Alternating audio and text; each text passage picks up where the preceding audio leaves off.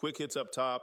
Uruguay draw no bet at -135 in Tampa. Spurs -5.5 at -110 at home against Memphis. And Duke -10.5 at -110 over Kansas at the Garden. And yes, we're riding the momentum. Yesterday we went 3-0 plus 3.35 units. Dallas did the slow bleed thing to Vegas. Cleveland covered with room to spare after Giannis's groin waved a white flag before halftime. And Carolina vacuumed TD Garden without needing the empty netter. 2 nails, 1 lucky bounce, 1 happy bankroll. Now let's feed the meter. Let's start in Tampa, United States and Uruguay in a friendly that's friendly in name only.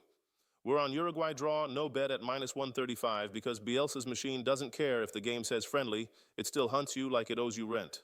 The United States is rolling out a rotated 3-4-2-1 that needs speed on the edges to survive the press, and the speed guys are on a different itinerary.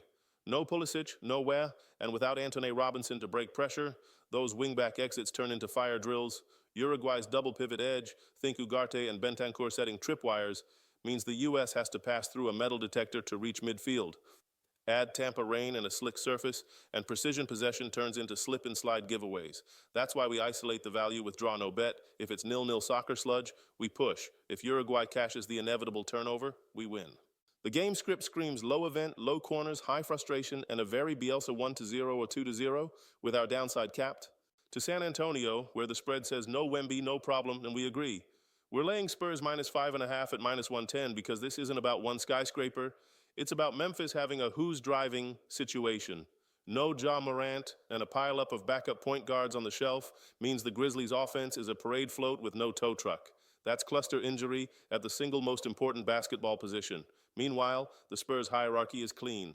De'Aaron Fox turns the keys, Vassell and Barnes space the lanes, and the bigs stretch just enough to drag Memphis's rim protection away from the restricted area.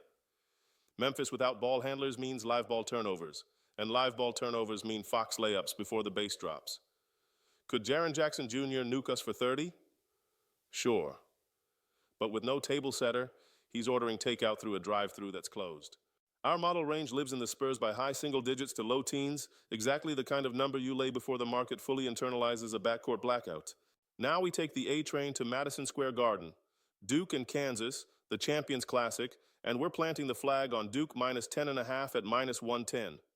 This Blue Devils offense is a guillotine, elite effective field goal rate, low turnover rate, and every lineup combination wins the math war.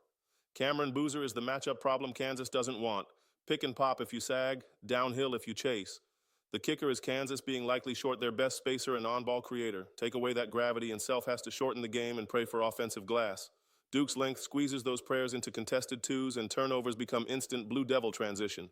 If Kansas tries to park Bedunga at the rim, Boozer pops them into calculus. If Bedunga comes up, the lane becomes a slip lane for Duke's guards. Either way, possession after possession, the efficiency gap stacks like cordwood. In a neutral site, whistle-heavy environment, we favor the team that scores clean and guards cleaner, and that's Duke by margin. So the card is tight, the edges are real, and the jokes write themselves. Uruguay draw no bet because Bielsa brings a vice to a water balloon fight. Spurs -5.5 because you can't win a chess match without a queen. Or, in Memphis' case, any pieces that move diagonally. Duke -10.5 because shot quality is king, and the Blue Devils own the crown. Let's stack another clean sheet of green numbers and keep the unit train on schedule.